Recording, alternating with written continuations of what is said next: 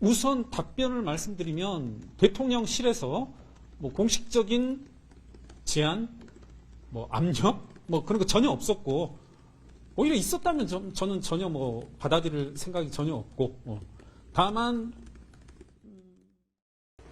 뭐 짧게 뭐 하시죠. 불출마 선언하신 거 배경 좀 설명 좀 하시죠. 그러니까 어떻게 보면 저는 제가 말씀드린 그 글 그대로 받아들여 주셨으면 좋겠어요. 워낙 이제 뭐 제 말씀에 대해서 여러 가지 해석들이 많고 뭐 그런데 어떻게 보면 제 생각엔 제 말씀의 진위 배경이라고 하는 것은 앞으로 제가 뭐 일주일 한 달 뭐 그리고 총선 때까지 뭐 임기는 6개월이니까 5개월 이후까지 행동을 보시면 다 드러나지 않겠습니까? 예. 근데 위원님의 불출마 선언으로 운동권 청산이라는 의지가 조금 약해진 거 아니냐 이런 시선에 대해서는 좀 어떻게? 아니, 그러진 않습니다. 뭐 예를 들어 뭐 운동권 청산이라기보다는 그러니까 소위 진보와 민주의 대의를 뭐 겉으로 이제 표면상의 기치로 삼아서 자신들의 어떤 사익 추구를 일삼는 민주당에 대한 문제제기 이건 뭐 더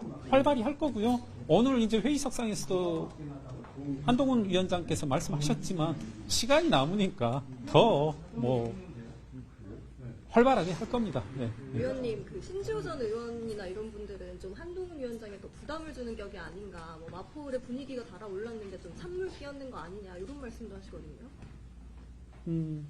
사실은 이제 뭐 이런 말씀 제가 드리긴 그렇습니다만은 마포울 주민들 그리고 많은 정치인들 원로 학자분들 여기 원로 학자분들에게서는 진보적인 학자분들도 개인적인 응원을 많이 보내주셨고 또 뭐 사실 이제 만나자고 하는 약속도 있었습니다. 근데 그분들께는 정말 죄송합니다. 어떤 기대가 있었고 분명히 기대와 응원이 있었는데 제가 그것을 마포울 출마로 그리고 연결시키지 못한 점은 정말 죄송하다고 말씀드리고 싶고요. 다만 앞서 말씀드렸고 그리고 이제 글에도 나왔듯이 개인적으로 고민한 부분이 그것이거든요. 그러니까 제가 마포울에 출마해서 그와 같은 뜻을 이루는 게 맞는지 아니면 불출마를 하면서 하는 게 나은지 뭐 공인회계사 관점에서는 그런 말을 많이 해요. 효익 대비 비용 관점이다, 코스트 베니핏 관점이다 하는데 순전히 그 관점에서 많이 고민을 해봤었고 불출마하면서 몸을 가볍게 하는 게 훨씬 낫겠다 이렇게 좀 결심했습니다. 대통령실에서 위원님 거취 정리가 필요하다는 의견을 냈는데 그거에 대해서 이제 한동훈 위원장이 수용을 한 거다 이런 일각의 해석에 대해서는 어떻게 보세요? 전혀 그렇지 않습니다. 그러니까 뭐 우선 답변을 말씀드리면 대통령실에서 뭐 공식적인 제안, 뭐 압력, 뭐 그런 거 전혀 없었고 오히려 있었다면 저는 전혀 뭐 받아들일 생각이 전혀 없고 다만 제가 과거에도 그런 비슷한 말씀을 했는데 당 내외에서 분명히 그런 말씀은 있었죠. 뭐 둘 중에 하나는 사퇴해야 된다. 뭐 이런 건 있었는데 저는 그때도 이제 요구했던 것이 제발 익명의 메시지를 보내지 말고 공식적인 메시지를 보내달라. 그럼 저도 그에 답하는 상응하는 메시지를 보내겠다라고 했는데 뭐 말씀드렸지만 여하튼 공식적으로도 그리고 뭐 비공식적으로도 대통령실의 메시지는 받은 바 없습니다. 위원님 그러면 조금 가벼워지셨다라고 네.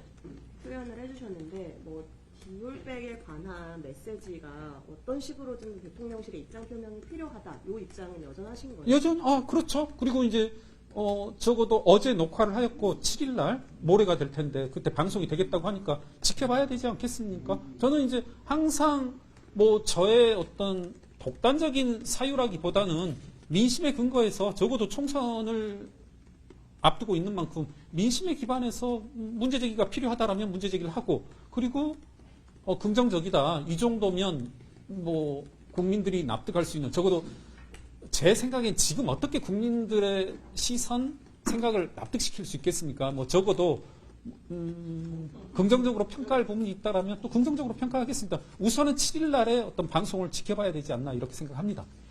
그럼 불출마는 순전히 위원님 혼자 결정을 내리신 거라고 봐도 되나요? 네, 그렇게 생각해도 될 것 같습니다. 그러니까 뭐, 예, 예, 예. 그럼 주말에 그렇게 연락을 하셨을 때 한동훈 위원장은 뭐라고 좀 얘기를 했나요? 어제, 그러니까 그저께 저녁에 처음 통화를 했고 어제도 통화를 했는데 이 말씀으로 좀 서로 이 말씀으로 마무리 지을게요. 똑같은 답변인데, 그러니까 한 위원장도 어제도 그런 말씀을 했는데 당신이나 나나 둘 다 누가 하라고 해서 하는 사람은 아니다. 저도 뭐 그것으로 대신하겠습니다. 그러니까 결심한 이상은 누가 설득한다고 해서 바꿀 생각도 없는 사람이고. 위원님 그러면은 어쨌든 사퇴 논란이 있었는데 위원님의 사퇴로 한동훈 위원장에게 어떤 공천에서 좀 주도권을 가져가는 그런 여지를 줬다 이런 해석에 대해서는 동의하실까요?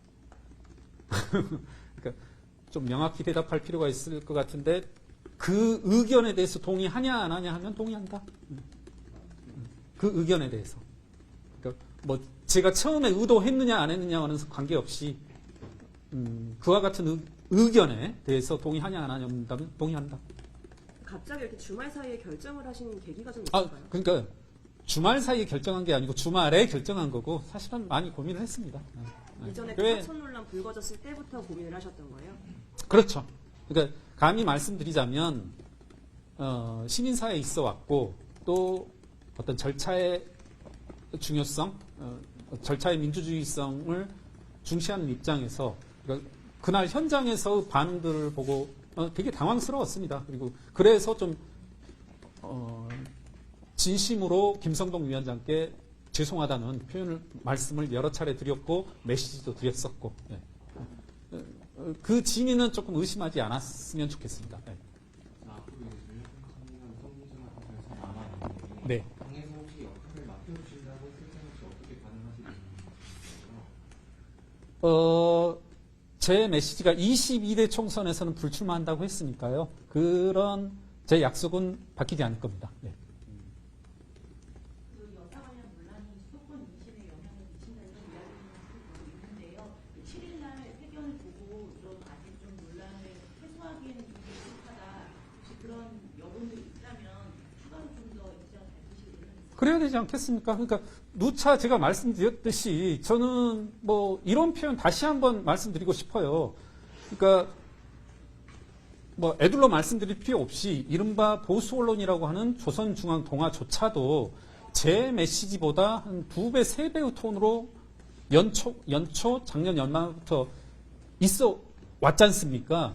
그러한 목소리가 당 외의 목소리가 혹은 당 내외의 목소리가 우리 당의 목소리로 반영되지 않는다는 것은 어찌 보면 부끄러운 거라고 생각합니다. 그런 의미에서 제가 어떤 표현을 썼냐면 저는 당 내외의 목소리를 전달하는 목소리에 불과하다. 뭐 그런 표현까지 제가 썼었는데 저는 뭐 여러 가지 저에 대한 뭐 문제 제기가 있어 왔고 뭐 집회도 있어 왔던 것으로 알고 있고 뭐 당사 앞에서의 여러 이제 뭐 폭력적인 문제 제기도 있어 왔던 것으로 아는데